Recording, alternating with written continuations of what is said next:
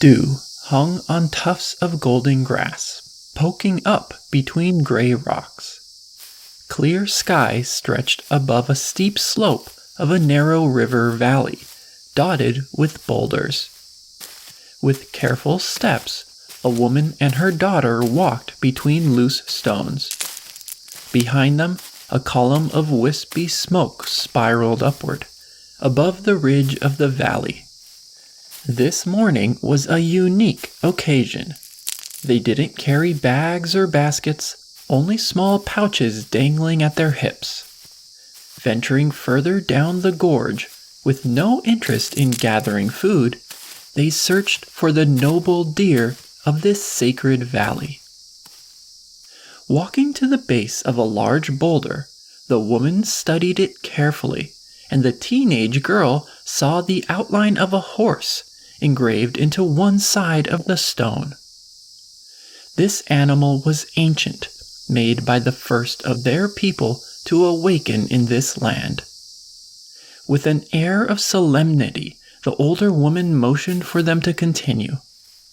Noting her uncharacteristic stillness, the girl wondered if this attitude was necessary to commune with the spirits. They approached the base of another boulder. This one stood twice their height, and the woman rested her hand on the bare stone and spoke words of contrition. Every spring of her adult life, she had entered this valley of the great deer, whose children her band had hunted during the past year. Every spring, her purpose was the same, to appease and renew the animal's spirit. She knew of tribes in northeastern lands who had abandoned the way of their ancestors, and she had no intention of doing the same.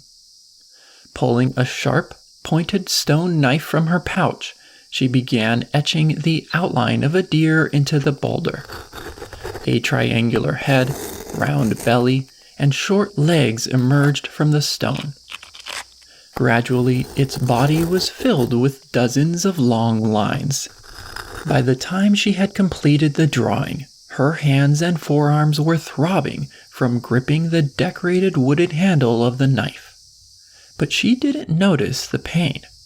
Her mind was elsewhere, waiting for a sense that the spirits were at peace, and listening to wisdoms spoken by the spiritual leaders from whom she was descended. As a warm sensation of calm enveloped her, she touched the boulder once more, spoke in gratitude, and instructed her daughter to do the same. This woman lived 12,000 years ago in the Coa Valley of Portugal, a site with dozens of decorated boulders. Her tribe was one of the last in Europe to follow the Upper Paleolithic tradition of etching animals in stone.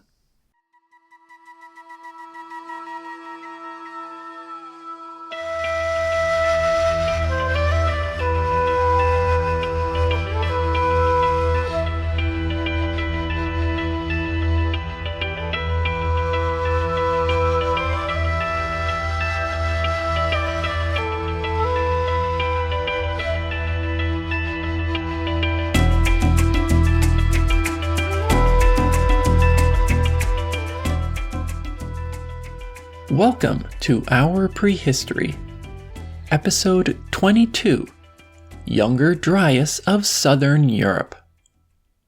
Earth was undergoing an inevitable transformation from the extreme cold of the last glacial maximum to the dramatically warmer Holocene.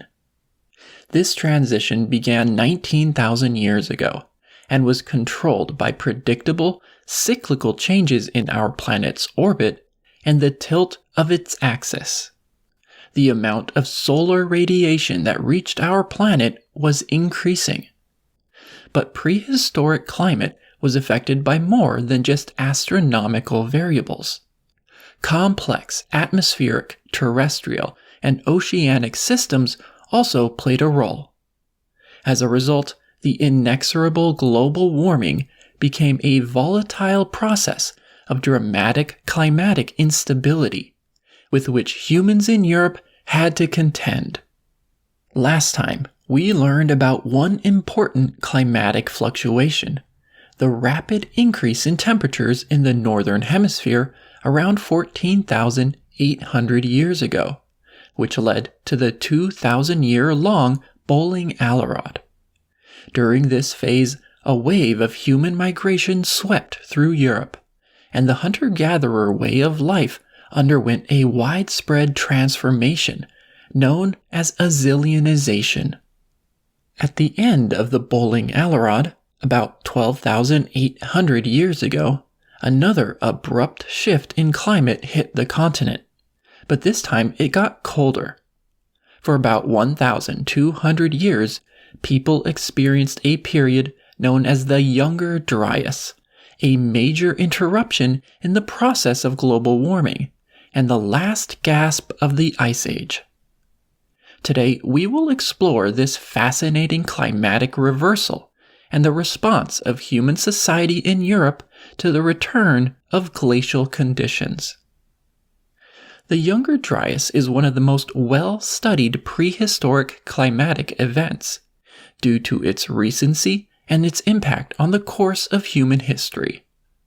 Its timing and impact across the planet have been well documented through a variety of climatic records, including data from ice cores, lake sediments, stalactites and stalagmites, and even tree rings of logs preserved under volcanic ash.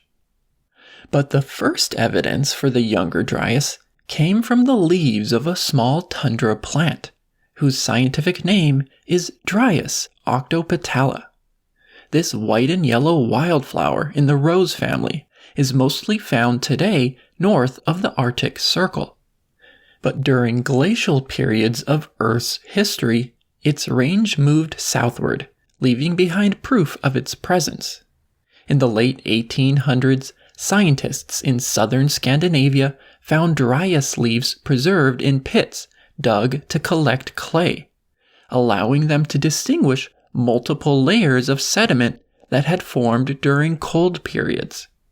They named 3 of these as Younger Dryas, Older Dryas, and Oldest Dryas. By the way, the names Bowling and Alarod come from 2 of these locations in Denmark that provided paleoclimatic information. As other types of data accumulated, it became clear that these 3 Dryas periods occurred between 16,000 and 11,000 years ago. More precise information came from polar ice, which contains bubbles of trapped prehistoric air. Drilled from the ice sheets of Antarctica and Greenland, some of these cores reach 3 kilometers in length. Through the measurement of ratios of oxygen isotopes, they provide precise records of temperature going back hundreds of thousands of years. Based on this data, we know that the Younger Dryas began in Greenland about 12,850 years ago and ended about 11,670 years ago. Despite the interest this event attracts from modern scientists, ice cores reveal that the Younger Dryas was not exceptional. For hundreds of thousands of years, many similar cold snaps, lasting 1 or 2 millennia, beset the northern hemisphere, including within periods of long-term global warming. During the first 200 years of the Younger Dryas, air temperature over Greenland dropped by about 7 degrees Celsius, with half of that cooling occurring during the first 3 decades. But importantly, other climate records show that the impact was not felt as strongly in other parts of the world. In the tropics, changes in temperature were mild, although precipitation declined in some regions. For example, the Asian monsoon weakened, bringing less moisture from the Indian Ocean onto land. Interestingly, substantial cooling only seems to have affected the northern hemisphere, including Europe, northern Asia, and North America. Ice cores from Antarctica and records from other locations in the southern hemisphere show gradual warming at the time. This phenomenon, where the northern half of the planet cools while the southern half warms and vice versa, was common during the past 100,000 years. Referred to as the bipolar seesaw, it has been documented in ice core data occurring over short timescales, like the 1,200-year-long Younger Dryas. The cause of this climatic reversal is not fully understood, but it seems to have been triggered in the northern half of the planet. Greenland, Europe, and Asia began cooling about 100 years before Antarctica started warming. One recent and controversial theory, whose evidence is still being evaluated, proposes that meteorite impacts initiated this cooling. But the theory that garners the most support from experts proposes that the Younger Dryas was caused by large amounts of fresh water from melting glaciers pouring into the North Atlantic Ocean all at once. The possible source of this meltwater was the massive Lake Agassiz, which formed over Manitoba and Ontario as Canadian ice sheets melted during the Bowling Allerod. Larger than the North American Great Lakes combined, Lake Agassiz may have grown until it drained through the St. Lawrence River in a catastrophic flood, although evidence of this event is ambiguous. An enormous input of cold fresh water would have altered the temperature and salinity of the ocean and may have caused an important oceanic current to weaken, which today brings warm water from the tropics to the North Atlantic. So if this glacial meltwater theory is correct, the cause of the cold Younger Dryas may have been the global warming that preceded it. The shutdown of this Atlantic current, which is connected to a wider system of global oceanic circulation, had many knock-on effects. Warmth that once went into the northern hemisphere remained in the south, eventually warming Antarctica. Less water evaporated from the North Atlantic, reducing rainfall in Europe. Sea ice around the Arctic expanded southward, altering atmospheric currents, like the jet stream and trade winds.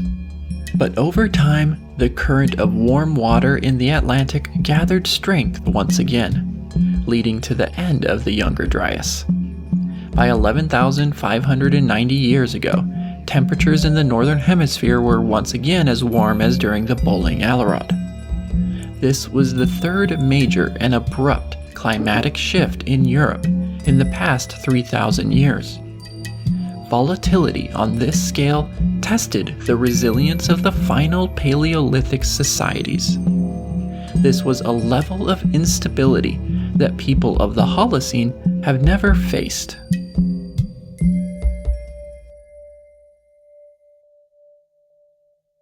The impact of the Younger Dryas on Europe was substantial. Across the continent, pollen samples show a reduction in the quantity of trees and an increase of shrubs, small plants, and grasses adapted to cold and dryness. Yet, the Younger Dryas was not as cold as the last glacial maximum. Humans did not disappear from the northern half of the continent as they had 12,000 years earlier. A recent study of prehistoric plant remains from across Europe shows that the cooling primarily manifested in winter temperatures, which decreased by 4 to 14 degrees Celsius depending on the region. Summer temperatures, on the other hand, were mostly unaffected by the Younger Dryas, creating a much more pronounced seasonality than during the Bowling Allerod or Holocene.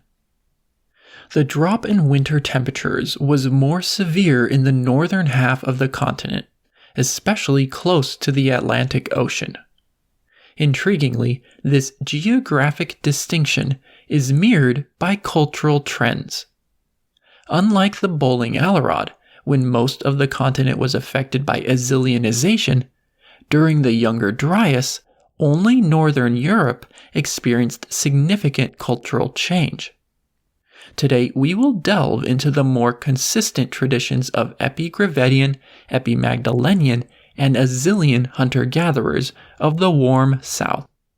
Next time, we'll turn to those in the harsher northern lands, who were forced by circumstance to abandon ancestral traditions. The southern half of Europe, including the Iberian, Italian, and Balkan peninsulas, experienced mild environmental changes during the Younger Dryas. Woodlands that had formed during the Bowling Alarod were replaced in places by open landscapes. Some temperate trees didn't survive the cold winters of the Younger Dryas, and where they died, pine trees or grasses grew up. Although these changes in southern Europe were widespread, as seen in the pollen records of Portugal, Spain, Italy, and Ukraine, they were not dramatic. In the southern Alps, the tree line only moved down the mountain by 200 meters elevation, whereas forest had risen 1,200 meters during the Bowling Alarod. The proportion of land covered by trees declined, but in northern Italy did not fully undo the woodland expansion of the previous 2,000 years. Since forest only declined marginally, the resources this ecosystem provided were still available to bands. Archaeologists point to several lines of evidence that the survival strategies of hunter-gatherers remained unchanged across southern Europe with the transition to the Younger Dryas. People continued hunting the same animals that they had during the Bowling Alarod, especially deer, ibex, and rabbit. Based on the shells and types of stone found in their camps, movement of these nomadic bands across coasts, plains, and hills followed ancestral patterns. From the beaches of Greece, Sicily, and Gibraltar in the south, to the Pyrenees, Alps, and Danube River in the north, the approach to making tools remained the same. Limited crafting of bone implements and short stone tools and points made with simplified knapping techniques. Short scrapers, including the thumbnail variety, remained one of the most common stone elements of their toolkits. Cultural continuity in southern Europe can also be seen in hunting weapons. The small, curved-backed stone arrow points that had spread through Europe during the Bowling Alarod remained common weapons of hunter-gatherers in Iberia. Along the Mediterranean coast of this peninsula, they became even more prominent. To the east, curved-backed points and micro-gravets remained the most frequently used arrowheads. Azilian traditions also persisted in northern Iberia and the Pyrenees of southern France, where fishing spears and harpoons made from antler remained popular. Despite climatic and environmental changes, the technological system that had emerged during the Bowling Alarod remained effective and resilient during the Younger Dryas. In southern Europe, there was no reversal of Azilianization, or return to more Upper Paleolithic customs. However, there is one place in southern Europe where archaeologists have identified a significant impact of the Younger Dryas on human life: the Italian Alps. Last time, we saw the complex organization of forager societies in these mountains, following a logistical mobility system during the Bowling Alarod. They had base camps in mountain valleys with rich deposits, including stockpiles of raw material, ornaments, art, and burials. But during the Younger Dryas, these complex camps with diverse animal remains disappeared. People were less likely to transport stone long distances through these mountains. Interestingly, the colder temperatures of the Younger Dryas did not prevent people from living in these mountains. Their camps have been found up to 1,500 meters elevation, just as during the Bowling Alarod. But environmental change must have limited important resources here after 12,800 years ago, and the people of the southern Alps were forced to reorganize their society, likely only visiting the mountains on short summer trips. The stone tools left behind in these alpine camps revealed a continued simplification of stoneworking. But these changes preceded the Younger Dryas by about 400 years, and were part of the gradual Azilianization of the wider Mediterranean region, another step in the larger cultural transition from the Upper Paleolithic to the Mesolithic. Due to the persistence of traditions in tool-making, hunting weapons, and art, archaeologists use the same names to identify cultures in southern Europe during the Bowling-Alerod and the Younger Dryas. In northern Iberia, Azilian culture continued. In southern Iberia, the Epimagdalenian, and to the east, the Late Epigravettian. The Younger Dryas witnessed an uncommon event for the Paleolithic, a clear cultural break between the regions of Cantabria in Spain and central France. About 12,200 years ago, the Azilian ended in most of France, but continued for more than 1,000 years in Cantabria. This schism is indicative of a general north-south division across Europe, which distinguishes it from the east-west separation of the last glacial maximum.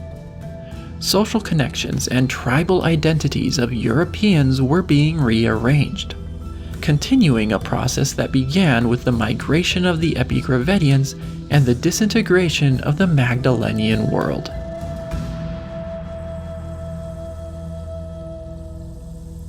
Continuation of the traditions of the Bowling-Alerod is also evident in items of symbolic importance. Azilian pebbles, painted with simple dots and lines, remained in use across large parts of southern Europe, including Italy and northern Spain. Also, the coexistence of abstract engravings with drawings of animals continued across Mediterranean cultures. For instance, at Romanelli Cave in southern Italy, dozens of stone plaques were engraved. Importantly, this art was found in archaeological layers dating to both the Bowling-Alerod and Younger Dryas, without any major changes between periods. The images created by artists at this cave belong to the wider Late Epigravettian tradition. Some depicted animals, especially aurochs. This dangerous horned ancestor of the domesticated cow must have borne a special significance to the people living on the Italian peninsula at this time, even though it was never a primary target of hunting. In addition to animals, the artists of Romanelli and several other nearby caves developed a specific style of abstract art, with sets of straight, evenly spaced parallel lines, often meeting at right angles to each other. This complex motif was engraved by skilled hands across the entire face of stone tablets. Along with distinctive stone tools, including tiny round scrapers, Romanellian art reveals the formation of a network of bands with a strong local identity in the southeastern extreme of the Italian peninsula. This society survived for more than 1,000 years despite the climatic instability brought about by the Younger Dryas.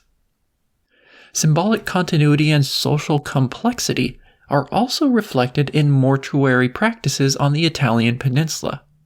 One of the most spectacular Paleolithic burial sites in all of Europe is Arene Candide, a coastal cave near the Italian-French border.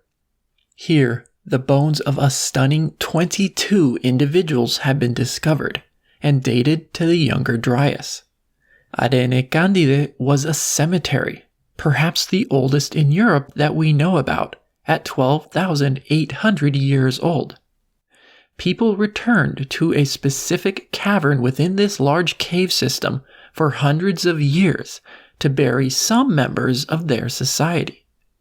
Arene Candide was an impressive landmark found in a cliff face and accessible by climbing a 300-meter-tall sand dune.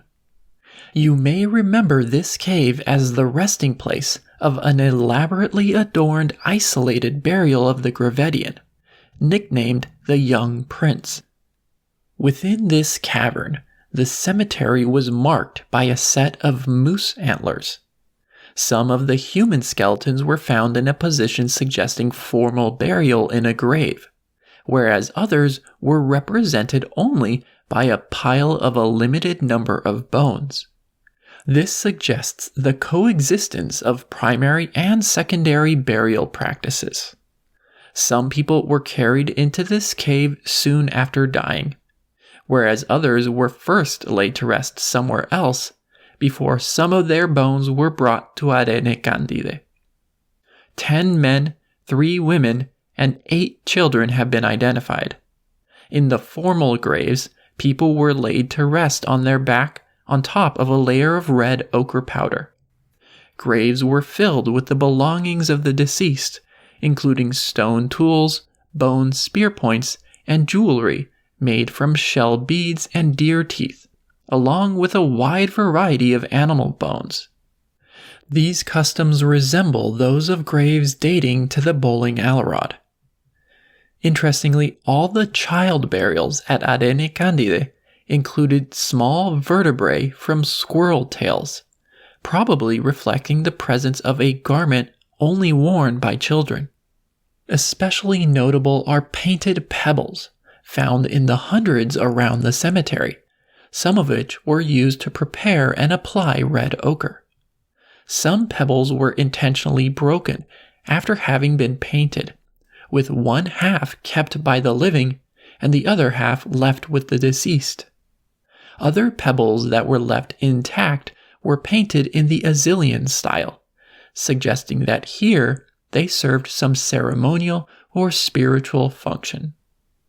Strong continuity in symbolic customs is also seen in Iberia, where stylized drawings of animals, deer in particular, persisted with the societies of the younger Dryas.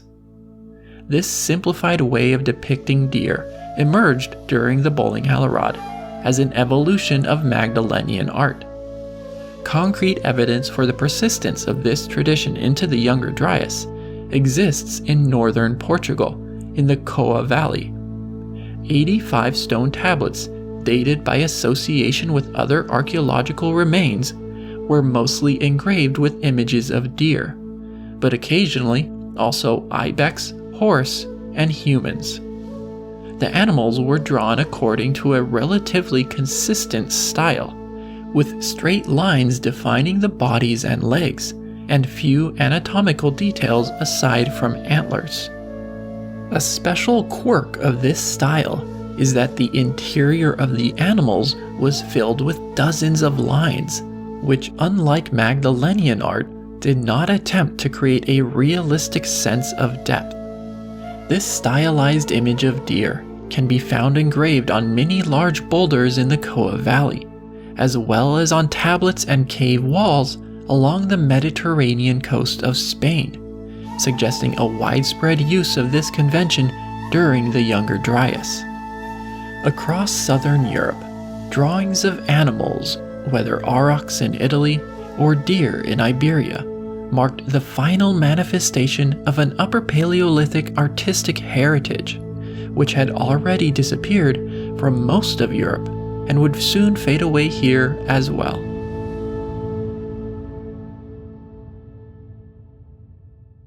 Although southern Europe did not witness any dramatic cultural changes during the cold Younger Dryas, there was one new stone tool technology that appeared across most of this region. These were geometric microliths, shaped either as triangles, trapezoids, or semicircles.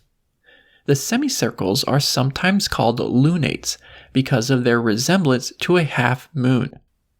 Usually less than 3 centimeters long, these microliths remained a small component of toolkits, less than 10% of stone tools, but they marked an important step toward the Mesolithic. Geometric microliths had already been invented several times throughout prehistory, including in southern Africa 65,000 years ago and eastern Africa 50,000 years ago. During the Upper Paleolithic of Europe, by far the most common type of microlith were bladelets, which were roughly rectangular, but geometrics were also occasionally made.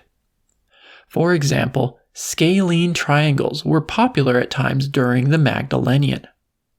By the time of the Holocene, tiny trapezoids, lunates, and triangles would become defining ubiquitous elements of Mesolithic culture in Europe.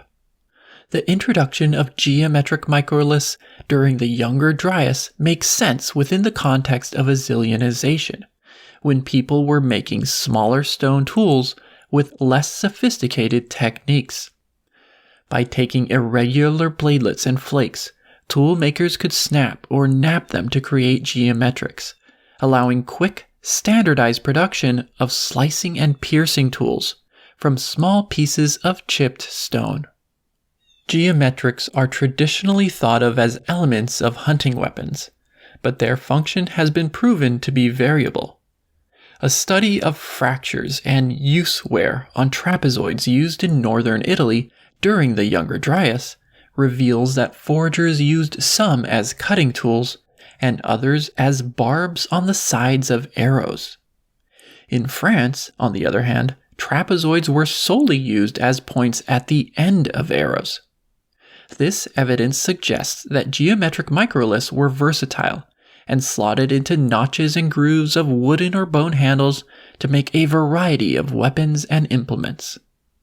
Not only was the adoption of geometrics part of the transition toward a more Mesolithic way of life, but it also tells a story of technological spread across the continent.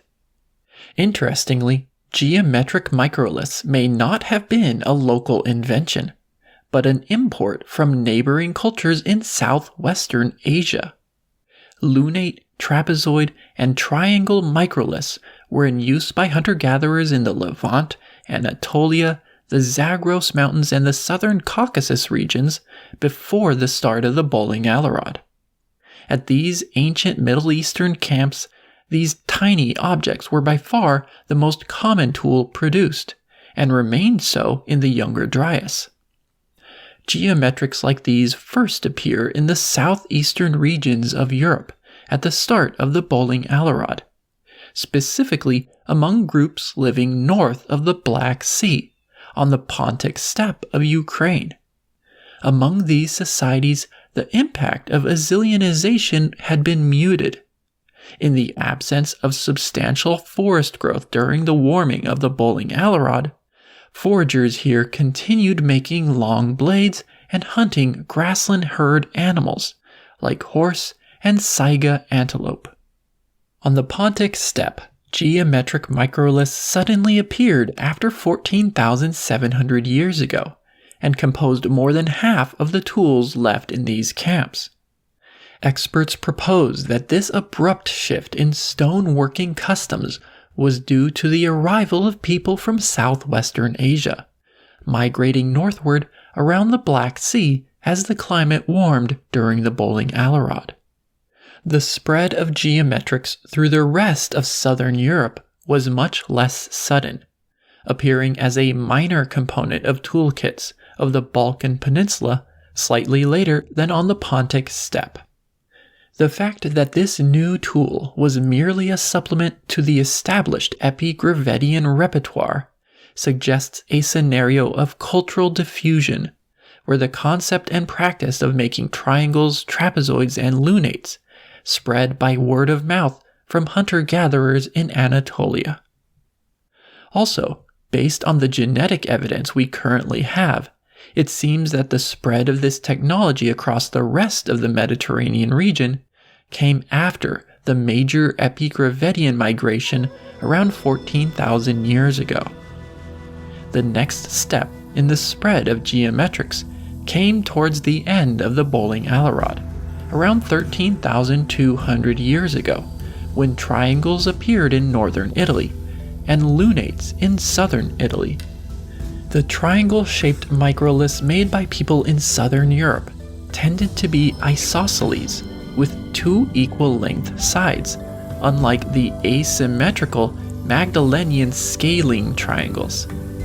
Next, at the start of the Younger Dryas, people in northern Italy shift from a preference for triangles to trapezoids, and even further west on the Mediterranean coast of Spain, lunates and triangles make their first appearance. During the Holocene, they would be adopted across most of the rest of the continent, including northward. The spread of geometrics from Southwest Asia into Europe can be compared to another prehistoric event, the appearance of bladelets in Europe around 42,000 years ago, as Homo sapiens groups migrated from the Near East at the beginning of the Aurignacian. Neither of these phenomena, the spread of bladelets or geometrics, was instantaneous, each taking several thousand years to reach across Europe. But both resulted in continent-wide changes that defined major archaeological transitions and point toward a repeated impact of Near Eastern culture upon Europe throughout prehistory.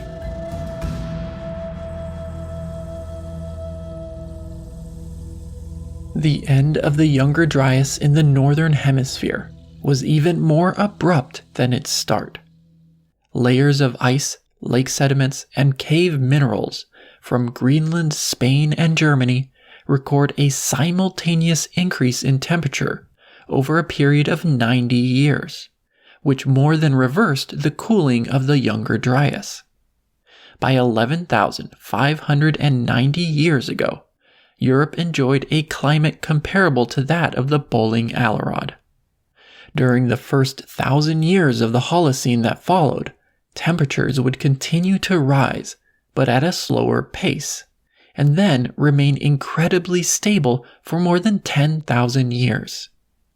Interestingly, the cultural transition from final Paleolithic to Mesolithic did not occur immediately with the beginning of the Holocene. It would take another 600 years for people in southern Europe to adopt practices typical of the Mesolithic, such as a greater use of geometric microliths. Microgravettes remained common arrow points for hunters in Italy until about 11,000 years ago. Similarly, the Azilian of Cantabria, with its curved-backed points, and the final Paleolithic cultures of northern Europe, which we will learn about next time, also lasted several hundred years into the Holocene. This delayed cultural reaction to climate change is intriguing. Even though forests expanded dramatically with the end of the Younger Dryas, it may have taken a few centuries before open ecosystems mostly disappeared and forced human societies to adapt. But there may have been another force that caused this lag between climate and culture. That is societal inertia. This idea is related to a larger issue in prehistoric studies. Often, in episodes of Our Prehistory, I frame the chronology of cultural changes in relation to climate. Although this provides necessary context, it may give the impression that environment was the primary factor influencing the behavior of prehistoric peoples.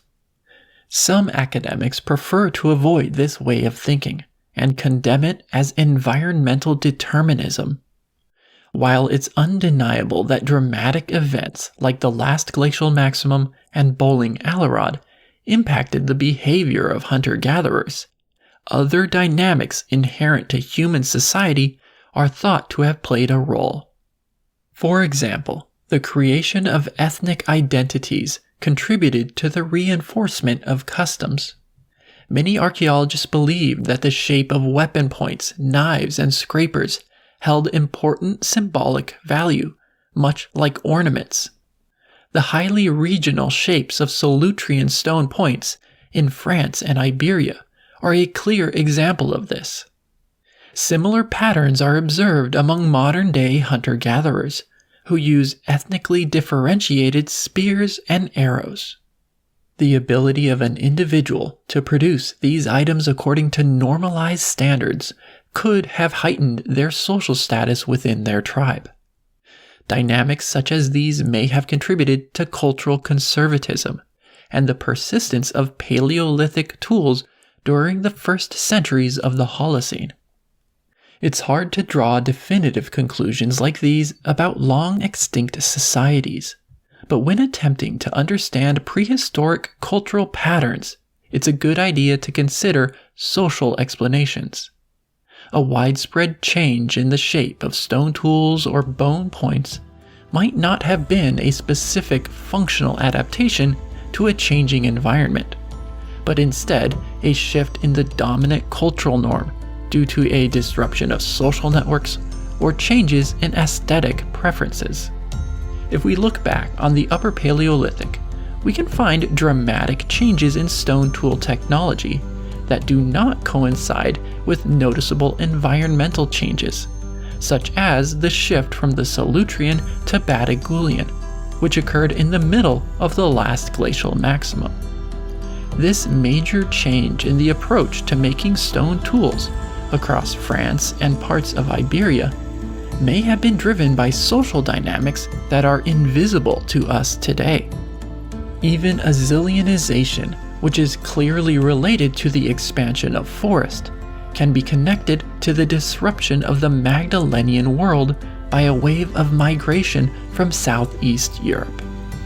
Just like us today, our ancestors were not robots, making purely rational decisions on the most efficient way of living, but were shaped by the social landscape they inhabited.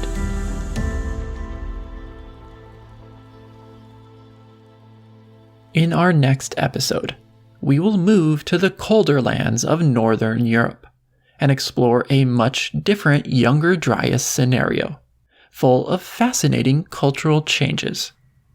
If you've enjoyed this episode, please consider becoming a patron of the show. Your support will allow me to continue bringing you our prehistory.